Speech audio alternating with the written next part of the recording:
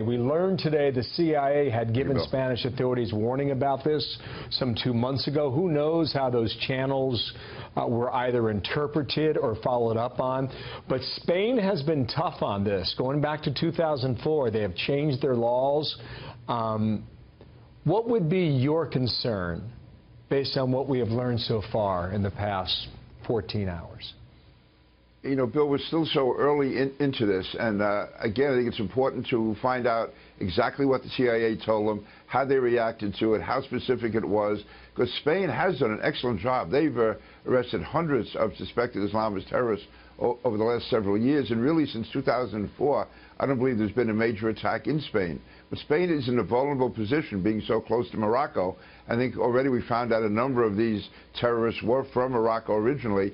And, you know, you can get all the warnings in the world. Unless it's more specific, the odds are still against you. So, again, I don't want to be critical of Spain because they've done such an excellent job over the last 12, 13 years.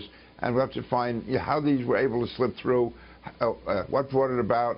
Should anyone have known about it? Should anyone in the community have known about it?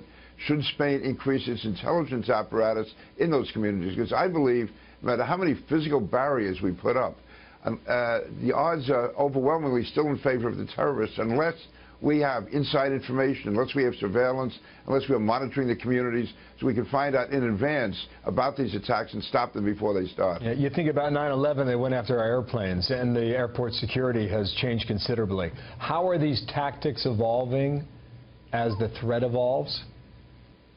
You know, I never thought I would say this on 9/11. When you look at it now, it's so much easier to secure an airport since everyone has to go through the same entrance. You have all the surveillance, you have the metal detection, and so we have been able to secure the airports. As far as these attacks on the street with vehicles, you know, you can put up barriers, you can, but still, though, there's just so many areas where people are out in the open. You can't have barriers everywhere. And whether they're talking about Christmas shopping or just people coming back and forth to church, anywhere you have a large group, not a planned event, I don't mean that. Those are relatively easy to secure. You can have sanitation trucks and large trucks, securing that area. But just the everyday commerce where people are walking up and down the streets. So again, it has to be the intelligence. You have to know, try to learn in advance what's going to happen. Yeah, two more questions on this. We had a reporter in Times Square earlier today, and you think about the massive amount of public spaces we have here at home. Would you expect changes, or are we in a place where we've gone as far as we can go for the moment, if you understand that point?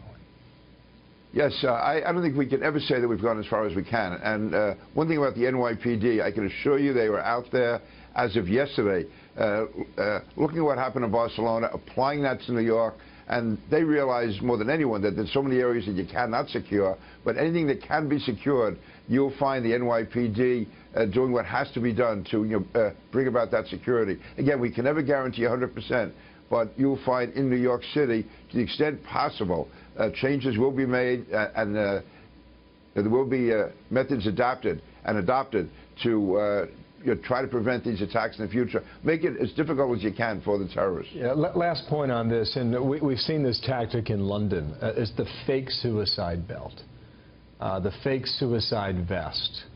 Why is that tactic now being employed? Does that suggest they can't get a hold of the explosives and wield them effectively?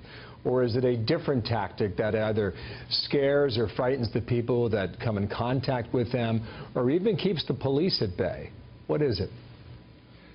It's probably combinations of all of those. I mean, in some cases, maybe they can't get the explosives. In others, it's a person who doesn't want to die unless he has to, and he feels by having it, he'll keep people away from him. It'll give him that extra measure of security, if you will.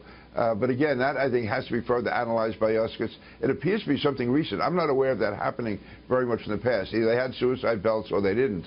So the idea of a fake security belt, again, I guess it can't hurt them to wear it, because if they do have it on, the police are less likely to come after them, or at least they're going to stand back and give them maybe that extra second.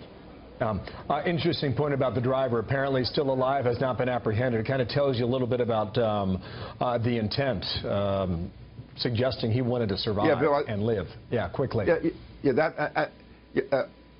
Also, Bill, what's different here is this was not a lone wolf. This appears to be a well-organized plot and cell.